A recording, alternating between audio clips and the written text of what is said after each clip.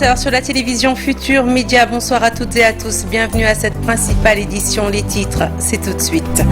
Après une semaine de tension, le dialogue politique reprend. Les différentes parties prenantes ont 15 jours pour s'accorder autour des termes de référence. Entre autres sujets inscrits au menu de ce dialogue, la question du troisième mandat, la modification de certains articles du code électoral et le parrainage. Les enseignants toujours sous le choc après les violentes manifestations ayant abouti à la destruction des campus sociaux et pédagogiques de l'université Cheikh Anta Diop de Dakar. Le syndicat des travailleurs de l'enseignement supérieur exige la traque des principaux responsables. Walfadjri privé de signal jusqu'au 1er juillet prochain.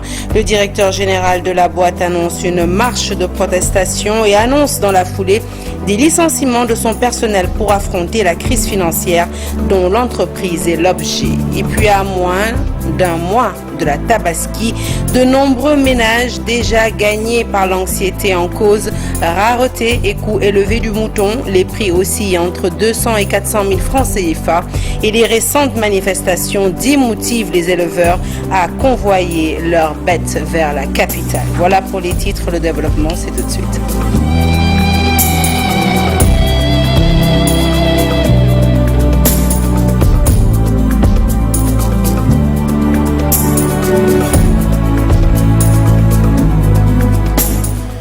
Bonsoir à toutes et à tous et c'est parti pour les travaux du dialogue politique. Les différents représentants ont 15 jours pour s'accorder sur les points émis dans les termes de référence. Alors entre autres sujets inscrits au menu de ce dialogue, la question du troisième mandat, le parrainage, la modification de certains articles du code électoral. Les parties prenantes à ce dialogue devront aussi choisir la personnalité qui devra conduire ces travaux. Le compte-rendu est signé à Alassane Ba. C'est le directeur général des élections, Tanor Tiendela Fall, qui a présidé la séance de ce matin. Faute de disponibilité des différentes personnalités désignées auparavant, les acteurs du dialogue politique vont d'abord proposer, choisir et s'accorder sur une personnalité devant conduire les travaux. C'est avéré que les deux personnalités qui avaient été retenues sont indisponibles et le choix de la personnalité politique qui doit diriger la commission doit être un choix consensuel. C'est pourquoi donc avec l'indisponibilité du professeur Kanté et de son second, il est retenu que l'ensemble des pôles politiques se concertent et émettent des noms autour desquels on va faire un choix pour que ça soit choisi de manière inclusive. C'est pourquoi nous avions retenu ce matin d'accord parti de laisser le DGE faire l'ouverture. Au-delà de ce point, la réunion de ce matin a permis aux parties prenantes de voir comment s'organiser. Le délai est en cours, il faut y aller vite pour se conformer à certaines exigences. Nous sommes devant des contraintes. Il y a le protocole de la CEDEAO qui impose que les modifications du code électoral ne peuvent pas intervenir faute de consensus fort 6 mois avant l'élection présidentielle. C'est la raison pour laquelle nous pensons que nous adopterons une méthodologie de travail qui permettra effectivement de nous inscrire dans les délais, de les respecter. Ils ont 15 jours pour trouver des consensus sur les termes de référence qui seront retenus. Entre autres points avancés, le parrainage, la troisième candidature du président Macky Sall, les modifications de certains articles du code électoral, mais signaler que certains points avaient été évacués au dernier dialogue. C'est les questions habituelles qui nous ont été proposées, donc les questions autour du mandat, autour donc de la révision d'un certain nombre d'articles du code électoral, donc les questions liées donc au bulletin unique, donc au chef de l'opposition, etc. Donc c'est les questions habituelles, mais il faut préciser qu'il y a des questions qui avaient été déjà évacuées. Donc nous allons apporter des amendements et donc circonscrire donc le dialogue autour des questions cruciales. Maintenant, charge nous est donnée, chaque entité maintenant ici au niveau de la commission politique de travailler le week-end, d'envoyer au niveau maintenant du secrétariat général de notre commission l'ensemble de nos inputs pour que lundi matin nous puissions nous accorder sur les termes de référence réels de notre commission. Pour se conformer au délai fixé et produire des résultats satisfaisants, la commission du dialogue politique va fixer un emploi du temps. Prochain rendez-vous, lundi 12 juin. Et un dialogue politique qui s'entame sans une partie de l'opposition. C'est le cas du parti Awalé dirigé par Abdourahmane Diouf qui nous en dit plus au micro de Chérif Dia. Il était l'invité de la matinale ce vendredi. Je vous propose de l'écouter. Nous sommes dans un autre dialogue qu'on nous refuse. Nous sommes dans un pays démocratique. Chacun a la possibilité de faire son dialogue, de discuter des sujets qui lui conviennent. On nous a convié à un dialogue que nous trouvons ne pas être sincère, qui est organisé par un président qui est sortant. J'ai l'habitude de dire que la vocation du président sortant, c'est de sortir. On aurait pu accepter que sur un certain nombre de questions transmandatures qui vont au-delà de son mandat, on puisse discuter, comme la question du parrainage, comme la question du pétrole et du gaz, mais avec son administration. Mais quand nous voyons que c'est lui qui ne doit pas faire partie du jeu, qui définit encore les règles du jeu en fonction de ses intérêts propres, nous ne pouvons pas aller dans un dialogue pareil. Et si vous voyez la configuration, vous voyez nettement que la plupart de ceux qui sont dans le dialogue-là, ils sont dans le souvenir. Je dis que ce dialogue-là, c'est le Sénégal du dialogue des souvenirs. Nous voulons construire le Sénégal des avenirs. Et quand nous avons voulu organiser notre propre dialogue, et ça c'est typique d'un régime dictatorial, on nous a évité de le faire jusqu'à nous trouver dans une maison qui est une propriété privée pour nous déloger. Interdit de marche ce vendredi, le F24 conteste la décision prise par l'autorité administrative. En conférence de presse, les membres du mouvement déplorent les pertes en vie humaine enregistrées lors des dernières manifestations et demandent au président Macky Sall d'abandonner toute tentative de briguer un troisième mandat. Les précisions sont d'Amadouba. Je vous propose de l'écouter au micro de Cheikh Anta Diop. Nous avons constaté que le rassemblement qui était prévu par le F24 à Dakar a été interdit. Ici à Thiès, c'est le même tarif qui vient de nous être appliqué par le préfet. Donc c'est une sorte de politique systématique d'interdiction des manifestations de l'opposition. La cellule F24 de Thiès tient à informer le préfet que ce procédé n'aura plus cours à l'avenir. Que désormais, s'il n'y a pas de motif sérieux d'interdiction et de notification nous permettant de recourir aux tribunaux, aux juridictions pour faire valoir nos droits, cellule F24 de Thiès maintiendra, quoi qu'il advienne, ses activités. L'État du Sénégal a usé de la force au-delà de ce qui était nécessaire pour le maintien de l'ordre. Que l'ensemble de ces éléments réunis montre que ce gouvernement est disqualifié désormais, a perdu toute légitimité aux yeux des Sénégalais. Voilà donc la marche du F24 interdite pour des raisons de sécurité par le préfet de Dakar qui interdit temporairement les rassemblements sur la voie publique entre le 9 et le 16 juin prochain.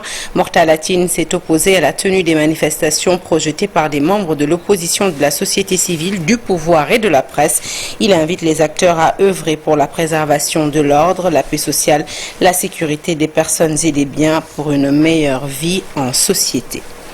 Écœuré par les récentes manifestations, le syndicat des travailleurs de l'enseignement supérieur déroule son plan d'action. Ses membres ont en effet subi les conséquences à travers de nombreux dégâts matériels constatés au niveau des campus social et pédagogiques de l'université Cheikh Anta Diop de Dakar. Face à la presse, invite a été faite aux autorités à traquer les responsables. Mam Sambaba est le secrétaire général du Synthèse. Je vous propose de l'écouter au micro d'Abib Faye. Celle maintenant de toute l'université, vous conviendrez avec moi que ce sont des milliards qui sont perdus. Donc le message à lancer, c'est plus jamais ça. On ne pouvait pas comprendre au niveau du temple du savoir, là où le savoir est vraiment dispensé, on ne pouvait pas quand même imaginer. Parce que j'ai le cœur qui saigne en ce moment en parlant. J'ai le cœur qui saigne vraiment. Parce qu'on ne pouvait nullement imaginer que les gens pouvaient arriver à un tel niveau d'inconscience. On va laisser le soin aux autorités d'élucider, parce qu'il est important pour toute la communauté que vraiment les responsabilités soient situées. Et là, quand même, nous ne serons jamais d'accord. Le Synthèse ne sera jamais d'accord pour ces saccages-là. Lancer également un autre appel, parce qu'il y a des gens, des travailleurs qui sont ici, que ce soit les personnels administratifs, que ce soit les personnes d'enseignement, qui ont perdu également leur véhicule. Et nous savons que les assurances ne prennent pas en charge. Ces gens étaient venus pour travailler et ils ont vu leurs biens vraiment détruits. Cet même appel également en lancé au niveau de l'autorité pour que maintenant ces gens-là également, quand il faudra dédommager, qu'on pense à ces gens-là. Ce 9 juin est célébrée la journée internationale des archives. Ici, chez nous, au Sénégal, cette journée coïncide malheureusement avec les événements qui ont abouti à la destruction de la bibliothèque de l'université Cheikh Anta Diop de Dakar. Les archivistes ont donc saisi l'occasion pour se prononcer en faveur de la création d'autres lieux de sauvegarde des archives en dehors de l'université. Atoumane Ndiaye est président du mouvement des archivistes sans frontières. Il nous en dit plus dans ce reportage de Cheikh Anta Diop. Et c'est la tire. Archiviste historien réside ici au quartier Founi à Tivaouane. À l'intérieur de sa maison, une grande salle est aménagée. Les photos, les archives des chefs religieux, chefs traditionnels, des gouverneurs de l'administration coloniale sont postés sur des tableaux, d'autres rangés sur des étagères. La journée internationale des archives célébrée ce vendredi a préoccupé l'archiviste Atoumane Ndiaye. Une célébration qui coïncide avec le saccage de la bibliothèque de l'université Cheikh Anta Diop. Des tonnes d'archives sont parties en fumée. J'ai le cœur très meurtri et c'est l'occasion de dire à tous ces mouvements de droits de l'hommiste, à tous ces intellectuels sénégalais à travers le monde, de dénigrer et de dire que ça c'est ignoble, c'est inacceptable. Détruire les archives d'une université, un temple de savoir. Et je sais pertinemment que ce ne sont pas les étudiants qui l'ont fait. Donc je crois que, comme l'a dit le président, il faut les rechercher et il faut les punir. Atoumane Ndiaye, en tant qu'archiviste, demande l'application de la loi. On a une loi, la loi d'archives dit, qui a été votée en 2006, dit que tout individu qui, sans aucune raison valable, incendierait des archives doit être puni d'une peine de 5 à 10 ans de prison. Donc je crois que détruire la mémoire d'une nation, le patrimoine d'une nation, c'est inacceptable. Et ça, je le dis, à cette journée du 9 juin, journée internationale des archives. Cela nous rappelle cette boutade célèbre d'Amadou Hampâté-Bâ. À chaque fois qu'un vieillard meurt, c'est pratiquement un patrimoine qui disparaît. 70 milliards de francs CFA, c'est ce que notre économie a perdu par jour lors de ces dernières manifestations. Des chiffres divulgués par Babacar Gaye, l'économiste formateur, nous apprend que notre économie dominée par le secteur informel qui fait 46% du produit international brut et constitue 60% des emplois, a vu partir en fumée des milliards de francs CFA en quelques jours de tension, dit Saprera. Le bilan humain est lourd, mais l'économie sénégalaise aussi a reçu et de plein fouet les contre-coups des dernières manifestations. Le secteur informel reste l'un des plus impactés. Aujourd'hui, on constate que le Sénégal connaît deux instabilités. Une instabilité politique et une instabilité sociale. Et ce n'est pas une bonne chose pour notre économie. L'autre phénomène, c'est à travers les manifestations qu'on est en train de voir, c'est le secteur informel qui prend carrément un coup dur. Quoi qu'on puisse dire, la structuration de l'économie sénégalaise, elle est structurée de sorte que le secteur informel il joue un rôle déterminant. On parle de 97% donc, des unités économiques dans notre économie. On parle de 60% des emplois, on parle de 46% donc, du PIB, donc c'est quelque chose qui est extrêmement énorme. Et c'est ce secteur informel-là qui subit carrément donc, les effets néfastes de ces manifestations. Un secteur informel qui concentre la majeure partie de la population active en panne pendant une semaine, une situation qui également a des conséquences sur le portefeuille de l'État. Aujourd'hui, on parle de la population active qui est composée de 10 millions de Sénégalais et que ceux qui sont régis dans le système salarial ne font même pas 400 000. Donc il y a 9 600 000 de Sénégalais qui vivent de l'économie directe, une économie donc, qui dépend du jour au jour. Donc et de tel type d'économie, on a besoin d'une activité. L'État aussi est un grand perdant dans la mesure où dans toute activité économique, l'État y gagne quelque chose. Des pertes journalières estimées à plus de 70 milliards de francs CFA. Assez pour que le secteur privé initie une démarche de paix pour apaiser la tension et le climat politique. Et c'est dans ce sens qu'une délégation a été reçue par le président Macky Sall. Et puis les consulats du Sénégal à l'étranger, de nouveaux fonctionnels. À travers un communiqué, le ministère des Affaires étrangères et des Sénégalais de l'extérieur annonce la reprise des activités de nos consulats à compter de ce vendredi 9 juin 2023. Toutefois, cette reprise se fera en tenant compte de l'état de dégradation du matériel et des locaux pour ce qui concerne les consulats ayant subi des actes de vandalisme. Le ministère invite nos compatriotes de l'étranger à contribuer à la sauvegarde de nos structures et à la préservation de l'intégrité physique des membres du personnel qui sont au service de la communauté. Et puis, dans le but de redorer son blason au niveau international après les émeutes de la semaine dernière, le gouvernement du Sénégal, vous le savez, a opté pour une communication avec les médias étrangers. Toutefois, ce choix de refaire l'image du Sénégal sérieusement écorné en prenant langue avec les médias étrangers est-il bon? Eh bien si, oui, si on en croit le journaliste Ibrahima Bakhoum, et il nous dit pourquoi dans ce reportage signé Fatou Bintou Conté. C'était une tradition au Sénégal de voir quand des situations de troubles se présentent, le gouvernement a tendance à parler avec les journalistes ou les diplomates internationaux. Comme on dit, qui par l'épée vit, par l'épée pourrait mourir. Autrement dit, le gouvernement du Sénégal a régulièrement accentué son travail sur qu'est-ce que le monde pense de nous. Qu'est-ce que l'international pense du Sénégal? Comment on nous voit? Communication tout à fait normale pour le journaliste Ibrahima Bakhoum, une stratégie pour redorer le blason du Sénégal à l'international. On n'informe pas quelqu'un qui savait déjà. Peut-être maintenant on change sa perspective. Autrement dit, vous, journalistes, vous informez du fait, ce qui existe. Le gouvernement fait de la communication à partir de ce qu'il existe. Qu'est-ce qu'il fait? Quoi d'autre? Essayer d'orienter le point de vue. Parce que sinon, en termes d'information, tout le monde est à Dakar, tout le monde est à l'étranger, tout le monde vit la même chose, tout le monde a vu et tout le monde vit la même chose. Donc, ce point de vue, le gouvernement n'informe pas.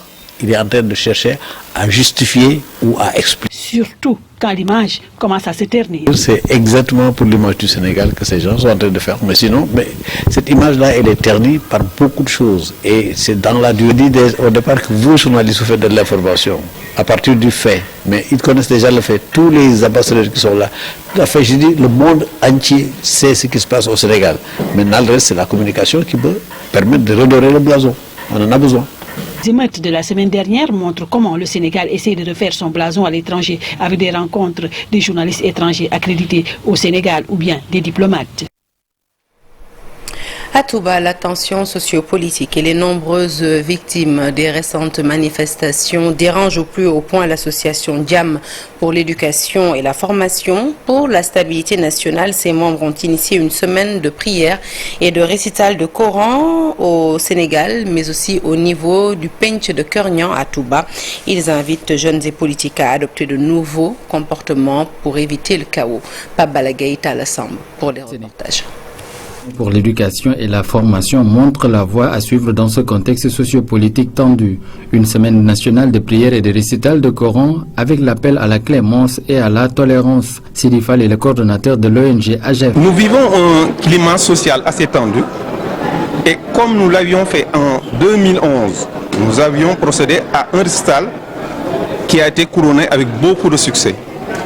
Donc c'est l'occasion pour nous, ici dans cette ville sainte, de prier pour que la paix revienne, pour que les Sénégalais cultivent la tolérance.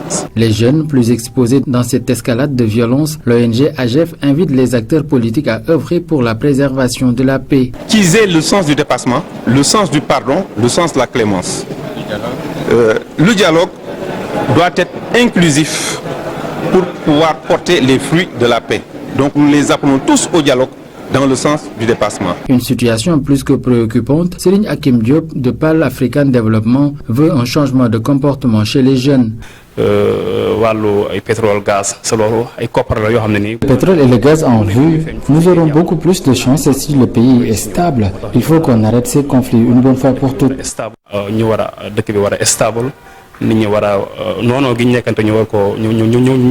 Sénégal, au bord du précipice avec la flambée de la violence, l'ONG AGEF invite les jeunes à prendre ce slogan comme credo. La culture de la paix. Nous sommes dans cette lancée-là. Et je vous l'annonçais en titre, Walfadjri privé de signal jusqu'au 1er juillet prochain. La notification portant suspension de ces programmes a été déposée ce vendredi auprès du directeur général. Le groupe Walf sera donc fermé pour une période d'1 mois à compter du 1er juin 2023 au 1er juillet prochain. L'administration et ses travailleurs annoncent des licenciements collectifs et la mise en chômage technique de plusieurs agents du fait des difficultés financières liées à sa suspension de programme. Les détails avec Aminata Mbaresso et Mauricio. Les programmes du groupe Walfadjri suspendus pour 30 jours, la notification du ministre de la Communication est lue ici par le directeur général Sernias. Décision portant suspension de la diffusion des programmes du groupe Walfadjri pour 30 jours. Donc du jeudi 1er juin à 15h au samedi 1er juillet à 15h. Donc nous avons que Walfadjri a décidé de couper pour 1 mois, le 1er juillet. Ce rassemblement dans les locaux du groupe Walfadjri, une manière pour dénoncer la coupure du signal de ce groupe, déjà 8 jours, et des pertes économiques et des menaces sur les emplois dans cette boîte. Les récents événements ont provoqué des conséquences néfastes sur la bonne marche de notre activité avec la coupure sans délai de notre signal TV. Ce qui ne sera pas sans conséquence sur le personnel qui doit se battre afin de sortir de cette impasse. Tout le personnel du groupe Walfadjri est d'ores et déjà mis au chômage technique et des licenciements collectifs suivront pour la survie de l'entreprise. Chernias et ses collaborateurs ne comptent tout de même pas baisser les bras. Des rassemblements de ce genre ou même une descente dans la rue ne sont pas exclus. À moins de 20 jours de la Tabaski, de nombreux ménages déjà dans l'anxiété en cause, la cherté mais surtout la rareté de la bête. Les prix sont inaccessibles pour le moment. Ils varient entre 200 et 400 000 francs. Une situation qui risque de s'aggraver si la tension politique ne retombe pas. Les récents événements n'encourageant naturellement pas les éleveurs à convoyer leurs bêtes vers la capitale, Fatima Touré. C'est parti pour une fête de Tabaski qui s'annonce très compliquée pour certains ménages. Trouvé dans son quartier, Perley, figé dans son journal, semble être inquiet. En cause, la cherté et la rareté des moutons, à moins de 20 jours de la fête du sacrifice. Selon lui, cette année, les familles vont se confronter à un réel problème. J'ai peur parce qu'il y a l'économie, il y a l'inflation, il y a les manifestations qui viennent de paraître. Qui ont vraiment suscité beaucoup de peur pour les enfants. Les gens ne veulent plus prendre des risques pour amener le bétail. Et puis le coût aussi de la vie. Les moutons sont chers, les repas sont chers, et il y a un manque de sécurité aussi.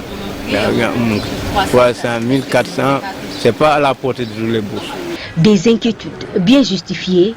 Aux abords du stade Léopold Sédar Senghor, une centaine de moutons est déjà sur place, bien surveillés par leurs propriétaires.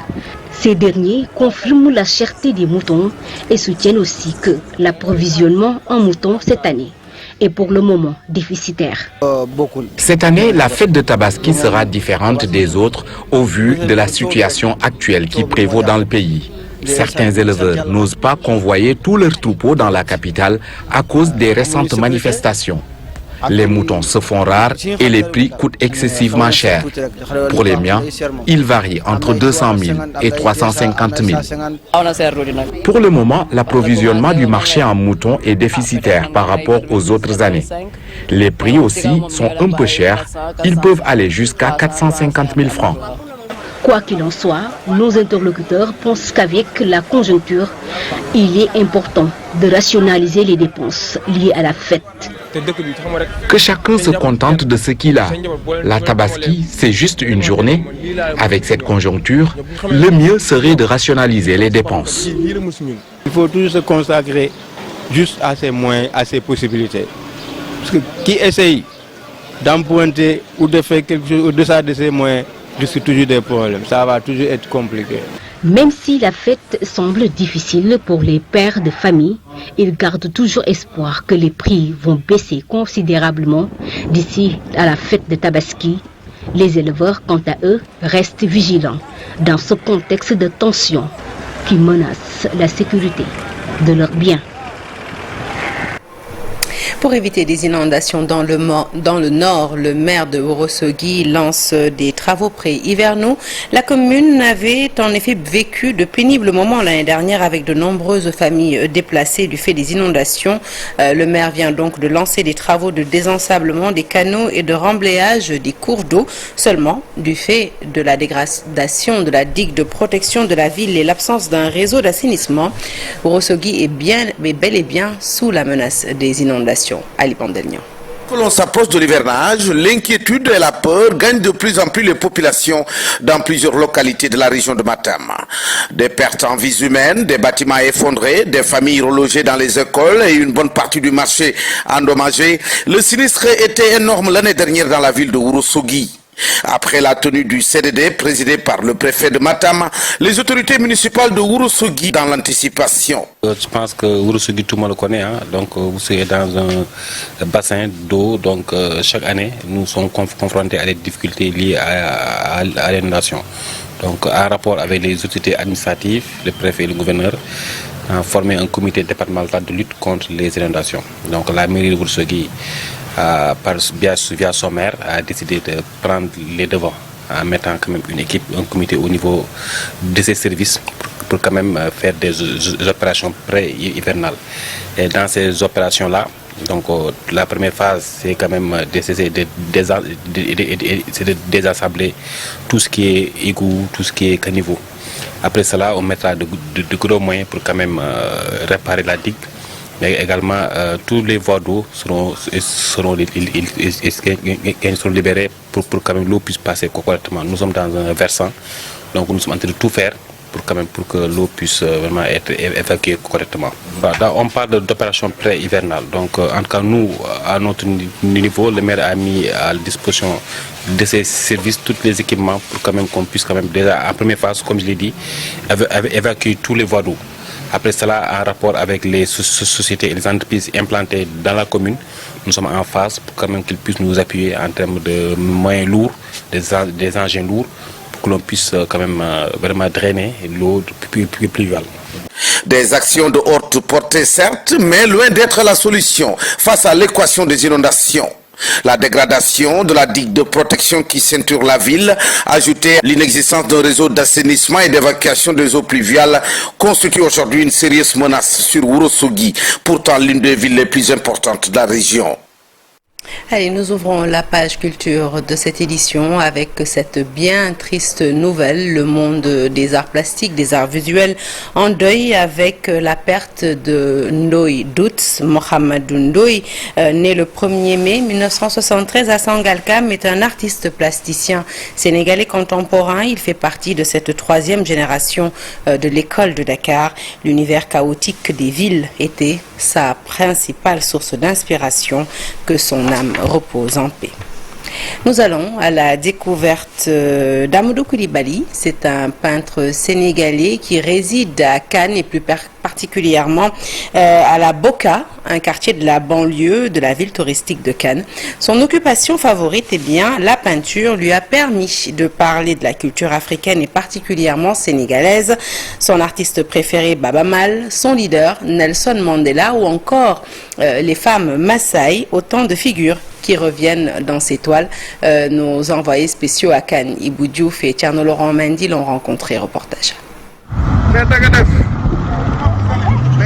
Amadou Koulibaly maîtrise bien ce quartier qui se trouve à la périphérie de la ville de Cannes. Cet artiste peintre, installé à Cannes-la-Boka, trouve une terre d'accueil, des collègues artistes aussi peintres qui lui ont permis de vivre son art. Je suis venu ici en 2008. Depuis que je suis venu ici, j'étais là-bas à Paris. J'ai fait 7 mois là-bas. Avant, j'étais à la Maison des Arts de Bagno. Après Bagno, je suis venu ici à Cannes. Après Beaux-Arts de Cannes, en 2016, j'étais parti pour faire une exposition avec des bassins cannoises. C'est là-bas que j'ai rencontré avec Jamel. Quelle image choisir pour exprimer ce que pourrait être son pays, le Sénégal, tel un reflet de son artiste préféré Baba Mal, son art, la peinture, lui a aussi permis de s'exprimer. Moi, je travaille sur l'art africain parce que j'aimerais bien voyager pour montrer la culture africaine. Ça, c'est un tableau Baban parce que c'est mon artiste que je l'aime beaucoup. Lui, avec Youssou N'Dour, mais je n'ai pas dessiné Youssou N'Dour, ça va venir. Oui. Mbappé, c'est mon joueur préféré avec Nelson Mandela. Le Sénégalais Amadou Koulibaly déborde d'ambition et de talent pour se faire sa place sur le marché de Cannes. Ce peintre vit son rêve sans oublier d'où il vient, ni de rendre hommage à ceux qui l'inspirent dans son parcours. Je l'ai trouvé dans une exposition au talent à Imjis Giom. Avant, ça s'appelait la ferme Giom. Et je l'ai vu là-bas et ses tableaux et sa peinture, ça m'a plu bien. Et je lui dis, il faut venir chez nous, à Cap Cannes. Alors il s'est présenté ici et depuis il est adorable. Ça fait à peu près 5 ans qu'il est avec nous. Mon professeur Emilio, il m'a appris beaucoup de choses. Ouais, avec le directeur là, il m'a accueilli encore.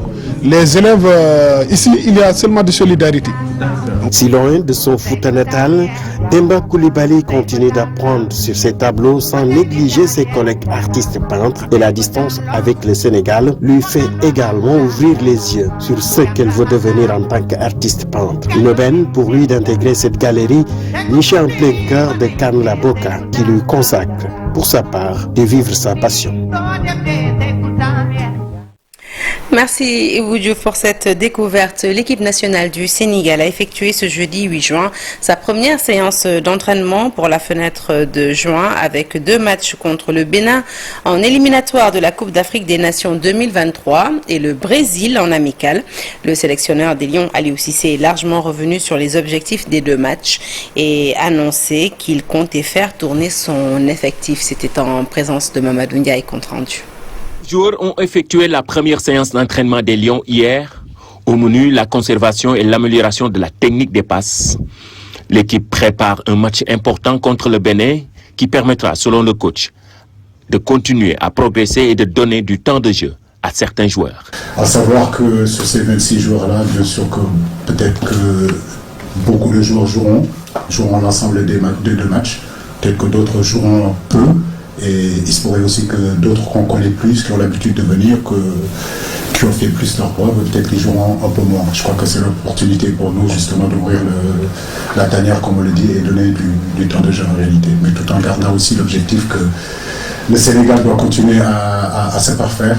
Miné par des blessures, cette saison est reléguée au second plan par la concurrence en club. Edouard Mendy n'a pas été convoqué pour les 2 prochains matchs des Lions. Le coach explique les raisons de l'absence du portier numéro 1. Extrait. Edouard fait partie, je ne le dirai jamais assez, des meilleurs gardiens de ce monde-là. Et comme vous le savez, lui et d'autres dans l'équipe ont vécu une saison très difficile, très compliquée. Mais ça n'enlèverait du tout des qualités et du standing de ces garçons-là. Donc aujourd'hui, c'est le gardien numéro 1 de l'équipe nationale du Sénégal quand il est en forme. Ça c'est clair et net. Maintenant, comme je dis, les réalités d'aujourd'hui font que il revient de blessure. Ça a été compliqué cette année. Et en amont, on a discuté, on a été d'accord que la meilleure façon aujourd'hui pour lui, c'est de rester avec sa famille, de se préparer justement pour la saison prochaine et pouvoir revenir encore beaucoup plus fort. En tout cas, il a mon soutien, il a ma confiance aussi. Et ce que je prie pour lui, c'est que rapidement qu'il retrouve un club et qu'on retrouve le Edouard Mendy qu'on connaissait. Leader du groupe L, déjà qualifié, le Sénégal va affronter le Bénin le 17 juin 2023 à Cotonou, comptant pour la 5e journée des éliminatoires de la CAN Côte d'Ivoire 2024. Et ensuite jouer le Brésil le 20 juin 2023 à Lisbonne, au Portugal. Et nous restons avec coach qui s'est également prononcé sur la situation tendue qui a prévalu au Sénégal la semaine dernière en conférence de presse. Donc, il s'est dit meurtri et précise qu'il n'a jamais été question de délocaliser le regroupement des Lions. Je vous propose de l'écouter toujours au micro de Mamadou Ndiaye. La situation du pays. Mais comme je l'ai dit, nous devons continuer aussi à vivre, nous devons continuer aussi à apporter du plaisir aux Sénégalais. Et aujourd'hui, quoi qu'on puisse dire, les Sénégalais aiment voir leur équipe nationale à côté, être là à côté. j'ai jamais pensé une seule fois à délocaliser le regroupement. On est bien chez nous, ici on est chez nous, on est fiers d'être Sénégalais, on est fiers d'être ici. Quoi qu'il puisse se passer, en réalité, on sera toujours là. Fin de ce journal, merci de l'avoir suivi. Nos programmes se poursuivent. Retrouvez tout de suite la grande Binta Diallo pour la deuxième partie du soir d'info. Et restez avec nous, restez connectés avec les programmes de la télévision Futur Média. Excellent week-end à toutes et à tous.